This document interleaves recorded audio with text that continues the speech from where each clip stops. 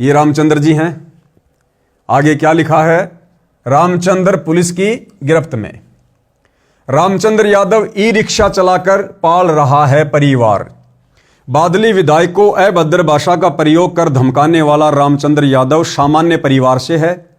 मूल रूप से कानपुर का रहने वाला है।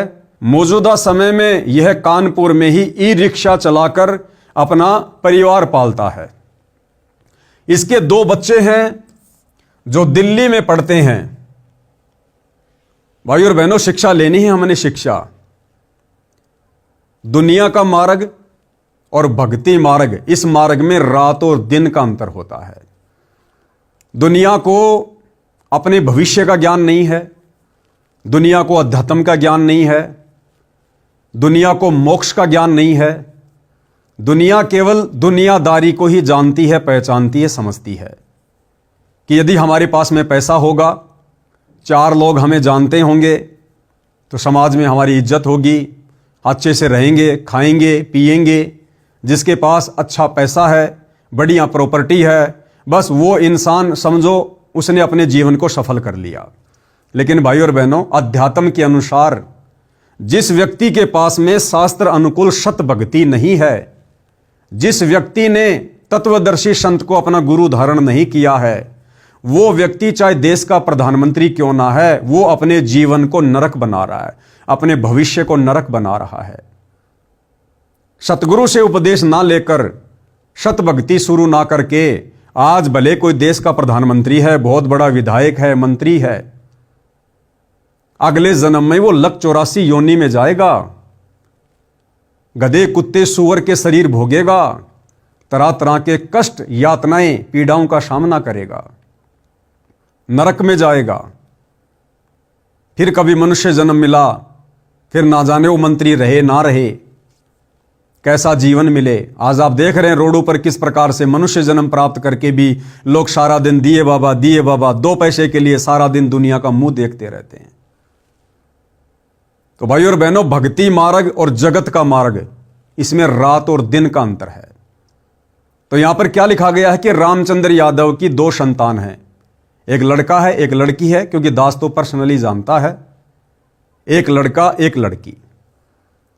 भाई और बहनों, रामचंद्र यादव का काम पहले बहुत अच्छा चलता था। 1-2 गाड़ियां थी उसके पास में, स्कूल में लगा रखी थी, बच्चों को लाता था, छोड़ता था।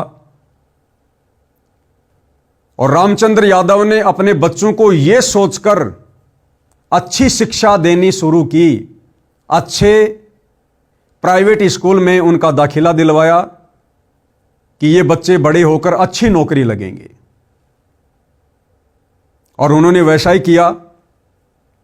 रामचंद्र यादव ने अच्छी स्कूल में बच्चों का एडमिशन करवाया।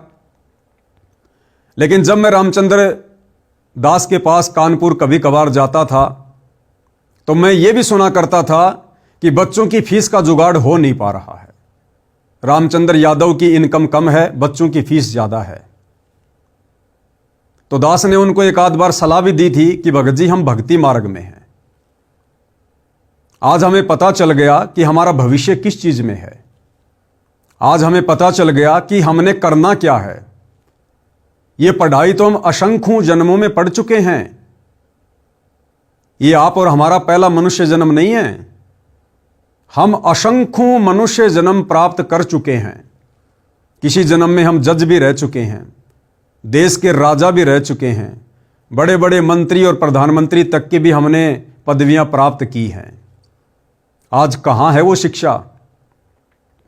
जिस शिक्षा को प्राप्त करके 15-20 वर्ष तक पढ़ाई करके, माता पिता का पैसा खर्च करके, अपना अनमोल समय बर्बाद करके, हमने किसी जन्म में जो पढ़ाई पढ़ी और हम बहुत बड़े वकील बन गए, जज बन गए, और उसके बाद जब हमारी मृत्यु हो गई, हमें अगला जन्म मिला, उस जन्म में हमारे को फिर से पढ़ाई पढ़नी पड़ी। अगला जन्म हमारे को गधे का मिला, कुत्ते का मिला, फिर हमें किसने स्कूल में एडमिशन दिलवाया? तो ये जो शिक्षा है, ये तो केवल यहीं तक 2 टाइम की रोजी रोटी का ही साधन है। और ये गारंटी नहीं है कि यदि आप अपने बच्चों को बहुत अच्छा पढ़ाओगे, लिखाओगे, तो आपके बच्चे बहुत बड़ी नौकरी लग जाएंगे। नौकरी लगना भी उनके भाग्य के ऊपर है, उनकी किस्मत के ऊपर है। आज हमारे देश में लगभग 10 करोड़ बच्चे हर साल डिग्रियां लेते हैं, उनमें से मुश्किल से 10 लाख बच्चे नौकरी लगते हैं, मुश्किल से 10 लाख। बाकी लोग क्या करते हैं भाई? तो गुरुदेव भगवान ने हमें सत्संगों में यही बताया, यही समझाया कि बच्चों, नकली शिक्षा को कम करो और जो असली शिक्षा है, जिससे हमारा भविष्य भी सुधरेगा, जिससे हमें मोक्ष भी मिलेगा, हमारा ये लोक भी सुखी रहेगा, हमारा परलोक भी सुखी होगा, वो आध्यात्मिक शिक्षा हमने ज्यादा पढ़नी है। उस आध्यात्मिक शिक्षा को हमने ज्यादा महत्व देना है। सपोज कीजिए भाई और बहनों, आज रामचंद्र यादव अपने बच्चों को पढ़ा रहे हैं। अब बच्चों को भक्ति मार्ग में भगत होने के बावजूद, संत रामपाल जी का तत्व ज्ञान प्राप्त होने के बावजूद,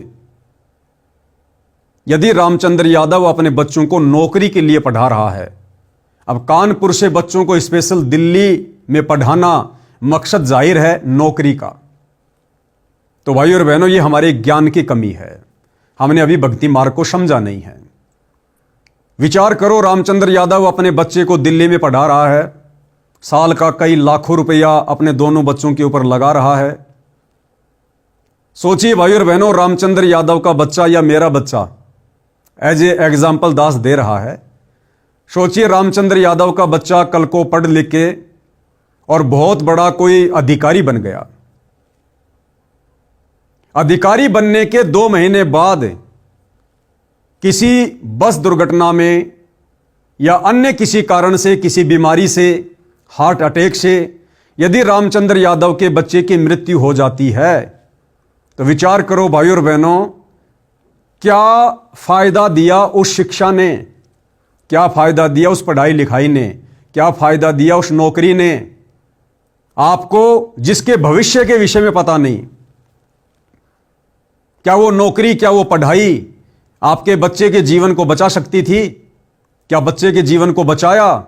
नहीं। क्या उस नौकरी ने, उस शिक्षा ने आपके बच्चे के भाग्य में कोई परिवर्तन किया? नहीं। लेकिन सतगुरु रामपाल जी परमेश्वर कहते हैं कि बच्चों, आप अपने बच्चों को सांसारिक पढ़ाई पढ़ाओ, लेकिन केवल उतनी जितनी आवश्यक है, यानी 8वीं 10वीं लास्ट। यदि आप भगत हैं संत रामपाल जी के और तत्व ज्ञान समझ में आ गया है, यदि आप अपने बच्चे को किसी नौकरी के मकसद से पढ़ा रहे हैं, तो आप दुनिया के सबसे बड़े मूर्ख व्यक्ति हैं, सबसे बड़े मूर्ख व्यक्ति। क्योंकि ये पढ़ाई लिखाई, ये शिक्षा, ये अक्षर ज्ञान केवल परमात्मा ने आप और हमें इसलिए दिया कि हम इस कलयुग की बिचली पीढ़ी में, जब हमारे गुरुदेव भगवान हमारे को शास्त्र खोल खोल के दिखाएं, हम उन शास्त्रों को आंखों से देख लें कि वास्तव में भक्ति क्या है, भक्ति मार्ग क्या है, भगवान कौन है, ताकि हमारी आत्मा इस भक्ति और भगवान को स्वीकार कर ले और हम मोक्ष प्राप्त करने के योग्य बने। ये शिक्षा परमात्मा ने हमें नौकरी के लिए नहीं दी थी। नौकरी तो केवल एक लड्डू था जो परमात्मा ने फेंका था, क्योंकि बिना सवारथ के इस गंदे लोक में कोई भी अपने बच्चों को नहीं पढ़ाता है। अगर ये नौकरी रूपी लड्डू शिक्षा के बदले में परमात्मा समाज में ना फेंकता, आज कोई भी व्यक्ति अपने बच्चों को नहीं पढ़ाता।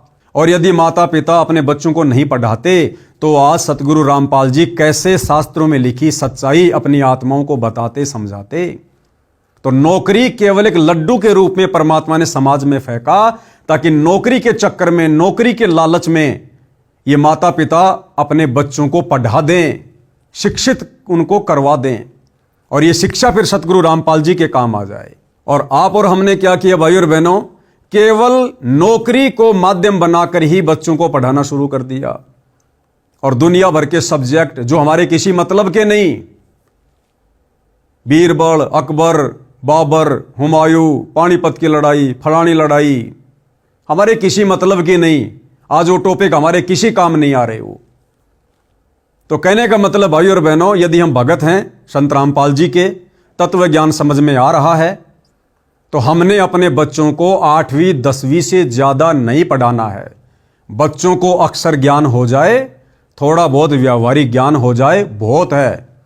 अपनी तीनों समय की आरती बच्चा भक्ति बोध हाथ में लेके पढ़ना सीख जाए, समझ जाए, इससे ज्यादा हमने बच्चों को इंजीनियर नहीं बनाना, डॉक्टर नहीं बनाना। हमारा मूल टारगेट क्या है, मूल मकसद क्या है? सतगुरु के ज्ञान को अच्छे से समझकर, मर्यादाओं में रहकर भक्ति करके इस गंदे लोक से बाहर निकलना। हमारा मकसद डॉक्टर बनना, इंजीनियर बनना नहीं है, बड़ी बड़ी कोठी बनाकर अपनी प्रभुता दिखाना नहीं है। गुरुदेव भगवान ने बताया कि यह काम वो करेंगे जो भक्ति नहीं करेंगे। जिसने डॉक्टर बनना है, इंजीनियर बनना है, अधिकारी बनना है, देश चलाना है, ये वो लोग करेंगे जो लोग भक्ति नहीं करेंगे। यदि हमारे बात समझ में आ गई है तो हमने अपनी भक्ति सफल करके इस गंदे लोक से बाहर निकलना है। तो सतगुरु रामपाल जी भगवान ने हमें बताया कि बच्चों को केवल सामान्य शिक्षा दो। नौकरी के मकसद से भगत ने बच्चे को पढ़ाना ही नहीं चाहिए। जगत की सोच और भगत की सोच, इसमें 36 का आंकड़ा होता है, 36 का आंकड़ा। यदि कोई आम जगत का सामान्य व्यक्ति जो संत रामपाल जी के भक्ति विधान से, सत्संगों से अपरिचित है, यदि ये वीडियो देख रहा होगा तो वो यही सोचेगा कि पवनदास तो बड़ा मूर्ख किस्म का प्राणी है, शिक्षा के विरोध में है, नौकरी के विरोध में है। भैया हम शिक्षा के विरोध में नहीं है। संत रामपाल जी का भक्ति मार्ग और आप जैसे जगत वाले भाई बहनों की सोच, इसमें 36 का आंकड़ा है, 36 का आंकड़ा। जब तक आप संत रामपाल जी के सत्संग नहीं सुनोगे, भक्ति मार्ग से परिचित नहीं होगे, आप नहीं समझ पाओगे ये क्या खेल है, ये क्या मैटर है। हमने तो इस गंदे लोक से बाहर निकलना है। हम ठोकर मारते हैं प्रधानमंत्री की पोस्ट को, हम ठोकर मारते हैं डॉक्टर इंजीनियर की पोस्ट को। हम असंख्य मनुष्य जन्म प्राप्त करके डॉक्टर भी रह चुके हैं, इंजीनियर भी रह चुके हैं, प्रधानमंत्री भी रह चुके हैं, लेकिन हमारी गति नहीं हुई, हमारी दुर्गति हुई। क्योंकि परमात्मा की वाणी है, एक हरि की भक्ति बिन राजा गधा होए, माटी लदे कुमार की घास न डाले कोई। इस पृथ्वी का राजा तो छोड़िए, देवताओं का राजा इंद्र भी मरने के बाद में सीधा गधी की योनि में जाता, गधी की योनि में। तो क्या काम आई वो इंद्र की पदवी, वो राजा की पदवी, वो बड़ी बड़ी डिग्रियां हमारे। तो भाई और बहनों, आप और हमने इस पचड़े में बिल्कुल नहीं पढ़ना है। और यदि कोई व्यक्ति पढ़ रहा है और साथ में सतगुरु रामपाल जी का भगत है और मर्यादा में रहकर भक्ति कर रहा है, तो भाई और बहनों, इस मर्यादित भक्ति के कारण सतगुरु रामपाल जी, यदि भगत के भाग्य में मृत्यु होनी है, एक्सीडेंट होना है, परमात्मा उसको भी टाल देगा। तो बताओ कौन सी शिक्षा ज्यादा महत्वपूर्ण है, ये रोजी रोटी वाली, नौकरी पेशे वाली शिक्षा या सतगुरु रामपाल जी की भक्ति वाली आध्यात्मिक शिक्षा? तो आप और हमने तो सतगुरु रामपाल जी वाली आध्यात्मिक शिक्षा को ज्यादा महत्व देना है।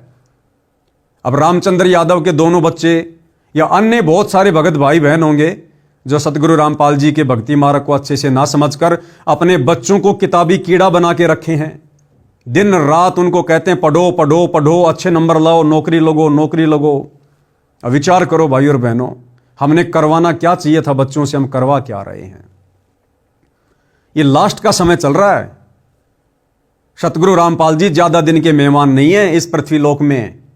और जिस दिन सतगुरु रामपाल जी के पावन चरण कमल इस पृथ्वी लोक से चले जाएंगे, यानी जिस दिन सतगुरु रामपाल जी लीला समाप्त करके सतलोक चले जाएंगे, उसी दिन से मोक्ष मार्ग बंद, केवल भक्ति मार्ग चलेगा हजारों साल। मनुष्य जन्म प्राप्त करते रहो, भक्ति करते रहो, सुख प्राप्त करते रहो, मोक्ष नहीं मिलेगा। अगर सतलोक जाना है, पूर्ण मोक्ष प्राप्त करना है, तो सतगुरु रामपाल जी की भक्ति मर्यादा में रहकर इस कदर अपने गुरु को प्रसन्न करो कि धरती पर रहते सहते गुरु तुम्हें सतलोक भेज दे। अन्यथा सतगुरु के सतलोक जाने के बाद मोक्ष की उम्मीद मत करना। तो इस ज्ञान को आधार बनाकर हमने बच्चों को क्या शिक्षा दिलवानी थी? आध्यात्मिक शिक्षा। आज उन भगत भाई बहनों के बच्चे, जिन बच्चों को रोजी रोटी के मकसद से, नौकरी के मकसद से वो पढ़ा रहे हैं, बड़ी बड़ी स्कूलों में बड़ी बड़ी कोचिंग करवा रहे हैं, महंगी महंगी फीस दे रहे हैं। अब विचार करो भाई और बहनों, बच्चे क्या पढ़ रहे हैं? बच्चे क्या पढ़ रहे हैं वहां? 10-10, 12-12 घंटे उन कागज के टुकड़ों में अपनी आंखें काली कर रहे हैं। पानीपत की लड़ाई कब हुई, कुरुक्षेत्र की लड़ाई कब हुई, सोमनाथ का मंदिर किसने लूटा, अकबर कौन था, बीरबल कौन था, बाबर कौन था, कौन सी लड़ाई कौन से साल में लड़ी गई। अरे हमारे क्या काम आएंगी ये चीजें? 10-12 घंटे उन फालतू के टॉपिक के ऊपर हम अपने बच्चों का अनमोल समय और एक एक बेशकीमती श्वासें बर्बाद करवा रहे हैं। वो समय हमने परमात्मा की भक्ति में लगवाना है, परमात्मा की भक्ति में। आज आप अपने बच्चों को कह रहे हो बच्चों पढ़ो पढ़ो, और जितना ज्यादा बच्चे उन कागज के टुकड़ों में आंखें काली कर रहे हैं। आप बड़े प्रसन्न होते हैं, मेरा बेटा रोजाना 10 घंटे पढ़ता है, रात को जब आंख खुल जाती है तुरंत पढ़ने में लग जाता है। और भक्ति आप अपने बच्चे से 1 घंटे भी ढंग से नहीं करवा रहे, 1 घंटे भी, तो आप भी परमात्मा के दोषी बन रहे हैं। तो वही गलती यहां रामचंद्र जी ने की, और हमने शिक्षा यह लेनी है भाई और बहनों, हमने ये गलती नहीं करनी है। साध संगति से जुड़े सत्सेवक भाई बहन यदि अपने बच्चों को महंगे महंगी स्कूल में पढ़ा रहे हैं, यदि महंगी महंगी फीस भर रहे हैं, यदि नौकरी के मकसद से पढ़ा रहे हैं, तो भाई और बहनों आप सतगुरु रामपाल जी के भगत की श्रेणी में अभी तक नहीं हैं। अभी तक आपको सतगुरु रामपाल जी का ज्ञान समझ में नहीं आया है। जो पैसा हम व्यर्थ में एक नौकरी के मकसद से महंगी महंगी फीस भरने में व्यर्थ में गवा रहे हैं, अरे 10वां अंश अपने गुरु को दान करते समय तो हमारी जो है खोपड़ी में खुजली शुरू हो जाती है, और वहां लाखों रुपया साल का महीने का हम बर्बाद कर रहे हैं, जिस नौकरी की कोई गारंटी भी नहीं है। और सतगुरु कहते हैं बच्चों 1 रुपया दोगे 1000 गुना देगा परमात्मा, 1000 गुना करके। इसका मतलब अभी हम ज्ञान से पूर्णतया परिचित नहीं हैं। तो सत्सेवक भाई बहन इस बात का विशेष तौर पर ध्यान रखे, क्योंकि भाई और बहनों मैं पवन दास उतना ही बोलता हूं, वही बोलता हूं जो मेरे गुरुदेव के विधान में है और जिन बातों पर मैं पहले अमल करता हूं। मैंने अपने बड़े लड़के को केवल 10वीं तक पढ़ाया, छोटे लड़के को केवल 7वीं तक पढ़ाया, और मेरे भाई के 2 बच्चे मेरे साथ में रहते हैं। उनकी माताजी की मृत्यु के बाद दोनों बच्चे मुश्किल से 2री या 3री, बस इससे ज्यादा स्कूल में नहीं गए, और अच्छे से पढ़ते हैं, नित्य नियम करते हैं, कोई दिक्कत नहीं है। 12वीं कक्षा का बच्चा भी इतनी अच्छी हिंदी नहीं पढ़ता होगा जितनी अच्छी हिंदी बच्चे मेरे भाई के लड़के जो परमात्मा के भगत हैं, एक लड़का एक लड़की, जो वर्तमान में पढ़ रहे हैं और परमात्मा की भक्ति कर रहे हैं, उन कागज के टुकड़ों में स्कूल कॉलेज में जाकर अपनी आंखें खराब नहीं कर रहे। अरे क्या बताया गुरुदेव ने हमें, कहता हूं कहीं जात हूं कहूं बजाकर ढोल। ये ढोल बजाने वाली बात क्यों कही परमात्मा ने वाणी में, कि मूर्ख किस्म के प्राणी मेरे सत्संगों को सीरियस नहीं लेते, हल्के में ले रहे हैं। इसलिए परमात्मा कहते हैं कहता हूं कहीं जात हूं कहूं बजाकर ढोल, कि मैं चिल्ला चिल्ला के कह रहा हूं, नादानो चीख चीख के कह रहा हूं। श्वास जो खाली जात है वो 3 लोक का मोल, एक मनुष्य श्वास और 3 लोक से कीमती, पृथ्वी लोक, पाताल लोक, स्वर्ग लोक, इन तीनों लोकों की संपत्ति से ज्यादा कीमती एक मनुष्य की श्वास है। अब सोचिए आप अपने बच्चों को उस नौकरी के लालच में आप कहां लेकर जा रहे हैं, कितना समय और श्वासें बर्बाद करवा रहे हैं। ये समय और श्वासें क्यों दिए थे परमात्मा ने? भक्ति के लिए। आगे चल के रोना पड़ेगा, पछताना पड़ेगा, गया हुआ समय फिर कभी लौटकर वापस नहीं आता। तो यह गलती भाई और बहनों, हम साथ संगति से जुड़े भगत भाई बहनों ने बिल्कुल भी नहीं करनी है। 8वीं 10वीं से ज्यादा बच्चों को मत पढ़ाओ, नौकरी का मकसद अपने दिलो दिमाग से निकाल दो। आने वाले समय में नौकरियां नहीं है, ये तुम्हारी व्यर्थ की पढ़ाई व्यर्थ में जाएगी। ये तुम्हारी डिग्रियां जो आज तुम लेके खुश हो रहे हो, प्रसन्न हो रहे हो, ये डिग्रियां तुम लोगों ने आग के हवाले करनी पड़ेंगी, जलानी पड़ेंगी, फाड़नी पड़ेगी। आने वाला समय युग परिवर्तन 2028 के बाद संत रामपाल जी का है, और संत रामपाल जी के साम्राज्य में, संत रामपाल जी के भक्ति मार्ग में जब पूरे विश्व में केवल उन्हीं का साम्राज्य होगा, तो संत रामपाल जी के साम्राज्य में नौकरियां ये कागज की डिग्रियां देखकर, ये MA, BA, BEd, PhD की डिग्रियां देखकर नहीं मिलेंगी। सेवा मिलेगी भगत का आचरण देखकर, भगत का व्यवहार देखकर, भगत की मर्यादा देखकर, भगत का भक्ति धन देखकर। तो भैया आंखें खोलो। दास पहले भी 2-4 वीडियो बना चुका है इस फर्जी शिक्षा के ऊपर। ये जितनी आवश्यकता थी परमात्मा ने हमें दिलवा दी, और जितनी आवश्यकता है बच्चों को उतनी दिलाओ, ज्यादा आध्यात्मिक शिक्षा दिलवाओ। तो जो गलती यहां रामचंद्र जी कर रहे हैं, जिन बच्चों को पढ़ाने के चक्कर में उन्होंने अपनी गाड़ियां बेचनी पड़ी, और आज वो रामचंद्र अपने बच्चों की ढंग से फीस भी नहीं भर पाता होगा, क्योंकि इन्हीं सब बातों को लेकर कि सामान्य परिवार से है, काम धंधा इतना अच्छा है नहीं, बच्चे पढ़ रहे हैं दिल्ली में, रहने का खाने का लाखों का खर्चा, लाए कहां से, उधार कोई कितने दिन देगा। तो इन्हीं सब बातों को लेकर धीरे धीरे मानसिक संतुलन बिगड़ना शुरू हो गया। ऊपर से साथ संगति छोड़ दी, गुरु को परमात्मा नहीं मानता, और अंत में क्या हुआ, काल का दाव लग गया। मेंटली डिस्टर्ब, लोगों को फोन पे धमकियां देने लगा, गालियां देने लगा। जबकि भाई और बहनों, रामचंद्र यादव तो भगत है। अरे इस प्रकार से गालियां तो कोई आम समाज का व्यक्ति भी नहीं देता। वही व्यक्ति दे सकता है जो या तो मेंटली डिस्टर्ब हो, या बहुत बड़ा कोई बदमाश हो, कोई गैंगस्टर हो, जिसका कोई शवारत हो, जिसका यह धंधा हो लोगों को डरा के धमका के अपना पेट भरना। तो रामचंद्र यादव जी किस कैटेगरी के इंसान हैं आप जी देख सकते हैं। इन्हीं बच्चों की मोटी मोटी फीस भरने के चलते, व्यर्थ में, बिना ज्ञान के, और धीरे धीरे मेंटली डिस्टर्ब, और संत रामपाल जी का भगत होने के बावजूद भगत के मुख से तो सत साहिब निकलना चाहिए, जय बंदी छोड़ के निकलनी चाहिए। परमात्मा कहते हैं जग में बैरी कोई नहीं, जो मन शीतल होए, या आपा को डार दे, दया करे सब कोई। परमात्मा तो हमें यह शिक्षा देते हैं। फिर ये गाली निकालने की आदत कहां से लगी? क्योंकि गुरुदेव की मर्यादा में नहीं है ना। बच्चों को नौकरी के मकसद से पढ़ाना, इतना ज्यादा पैसा खर्च करना, व्यर्थ करना, तो सतगुरु फिर भगत के ऊपर दया नहीं बख्शता, और उसी के चलते मेंटली डिस्टर्ब, और फिर लोगों को गालियां निकालना, और उन्हीं गालियों को निकालने के चलते मर्यादा टूटना। और आज देख लीजिए कहां बैठे हैं, वो जेल में बैठे हुए हैं, और आने वाले इतिहास में भगत समाज के सामने मुंह दिखाने के लायक नहीं।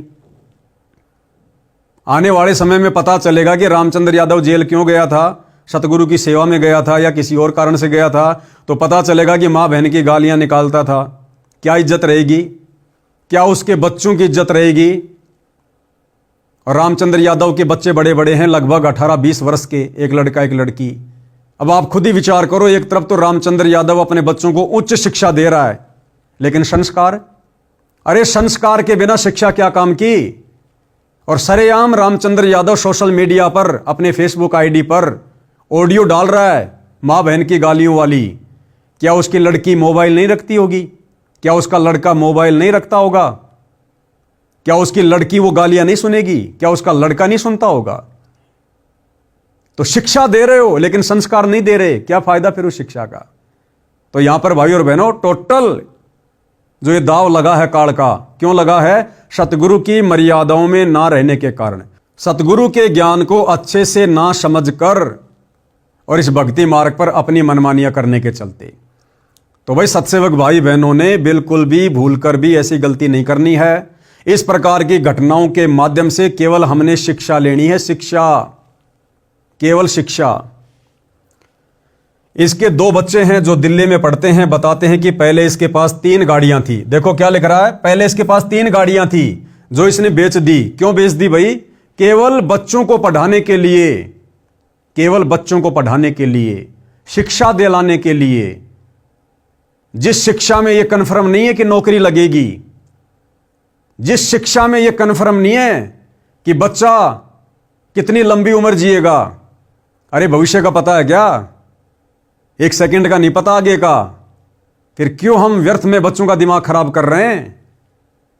बच्चों को क्या पता अपने भविष्य का? लेकिन माता पिता ने भगत होने के बावजूद उनको बताना चाहिए, समझाना चाहिए। आज ये जो समय है, जो ये बचपन का समय है, बचपन में हम बच्चे को जिस रंग में रंग देंगे वो रंगा जाएगा। और बचपन में बच्चे के ऊपर भक्ति का जो रंग चढ़ता है वो बाद में नहीं चढ़ता। तो आज तो रामचंद्र जैसे भगत अपने बच्चों को रोजी रोटी के चक्कर में, नौकरी के चक्कर में भक्ति से दूर करके, हालांकि नाम भी दिलवा रखा है, लेकिन वो नाम किस काम का, जिस नाम से ज्यादा वो फालतू के, वो कागजी, वो कीड़े बने हुए हैं। तो आज रामचंद्र यादव जैसे लोग अपने बच्चों को पढ़ाई लिखाई में ज्यादा धकेल रहे हैं, और बच्चे उसी रंग में रंगे जा रहे हैं। और 20-25 साल के होने के बाद जब रामचंद्र यादव जैसे भगत कहेंगे कि बच्चों भक्ति करो, परमात्मा आया हुआ है, मोक्ष करवाना है, उस समय वो बच्चे अपने माता पिता की एक भी नहीं सुनेंगे, एक भी। क्योंकि आपने बचपन से उनको भक्ति के रंग में नहीं बल्कि उल्टे रंग में रंग दिया। तो कितना बड़ा धोखा भाई और बहनों यह काल हमारे साथ में कर रहा है।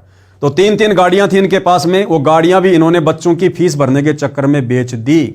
और अब देखो भाई और बहनों, अब रामचंद्र यादव जी जेल चले गए, जल्दी आ जाते हैं, बहुत अच्छी बात है। यदि समय लग गया तो बच्चों की फीस कौन भरेगा?